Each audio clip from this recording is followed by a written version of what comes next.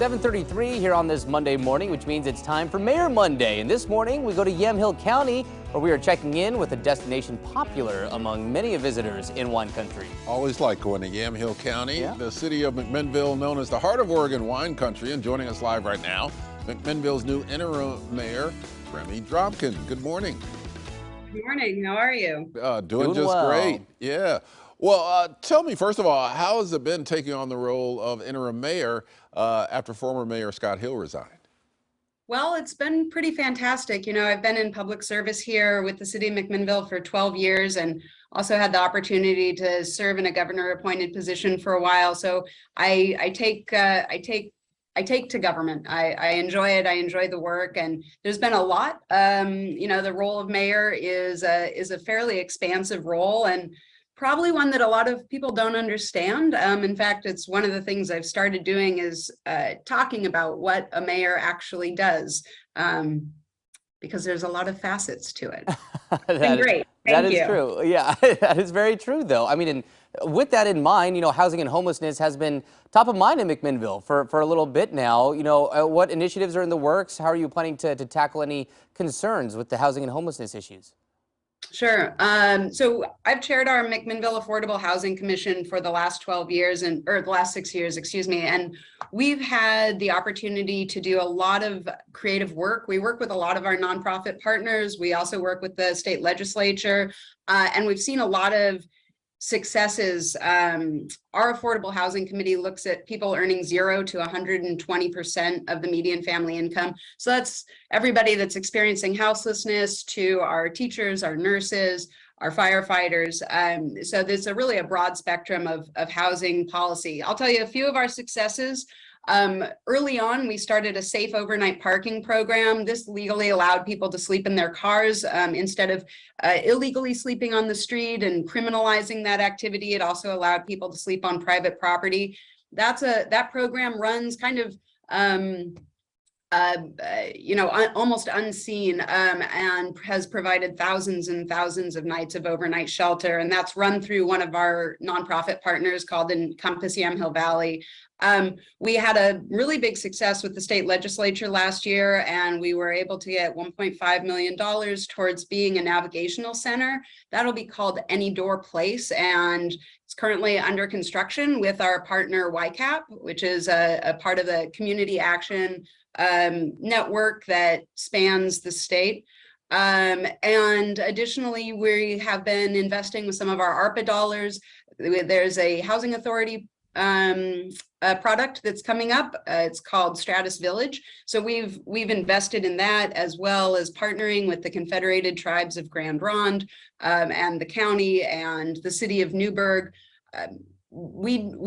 It's focusing on how to address housing and houselessness is a constant challenge, and we try to do it really from the ground up. So this last weekend, I was serving breakfast at our McMinnville Cooperative Ministries that does a Saturday morning breakfast, and touching base and talking with people about what we're doing that's working for community members that are suffering from houselessness. Yeah, this comes in the context of, you know, growth in that area, especially being driven by the wine industry there.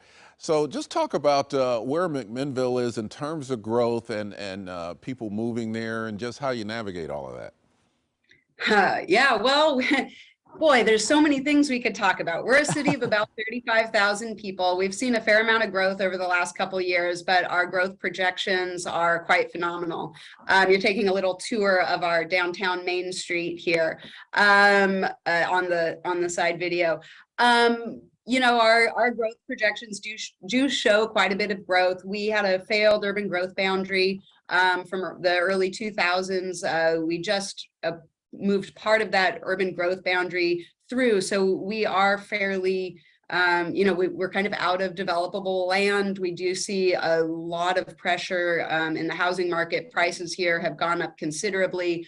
We hear over and over people from McMinnville cannot afford to live in McMinnville. And we're really focused on how do we create that balance where we have invited in a tourism industry that's heavily service focused, and bring in the type of management that allows for living wages in service industry jobs. And so actually our destination marketing organization, our DMO, which is that's like Visit McMinnville, Visit Bend, Visit Dundee. They're the organizations that do all of the advertising to entice you out here.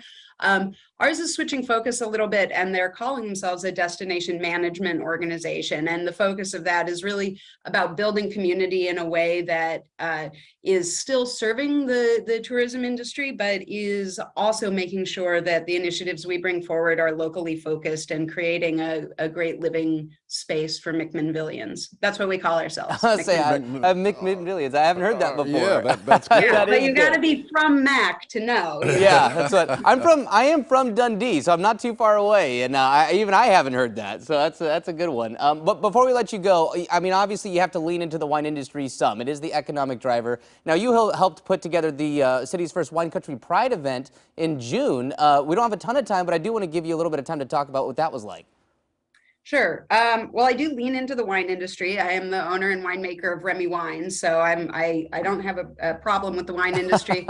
And in 2020, along with a group of friends and other business owners, I started a Pride celebration that has developed into a nonprofit. It's called Wine Country Pride. We do celebrations all throughout the area. And this past year, we without having to have so many COVID restrictions in place, we were able to do a much bigger event. So we brought the Wine Country Pride, brought a big free all ages street fair celebration, family friendly, with programming in Spanish, English, and ASL to the streets of McMinnville.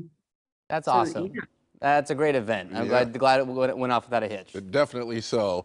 Well, we'd love to talk to you some more, but we're all out of time, Mayor. So you'll have to invite me back. We will. We sure will. No doubt about it. McMinnville Interim Mayor Remy Drabkin, thanks for joining us. Appreciate it. My pleasure. Thank you. Take care. And to stay up to date on what's happening in cities across our area, you can watch our previous Mayor Monday segments on KOIN.com. Just click on the AM Extra tab.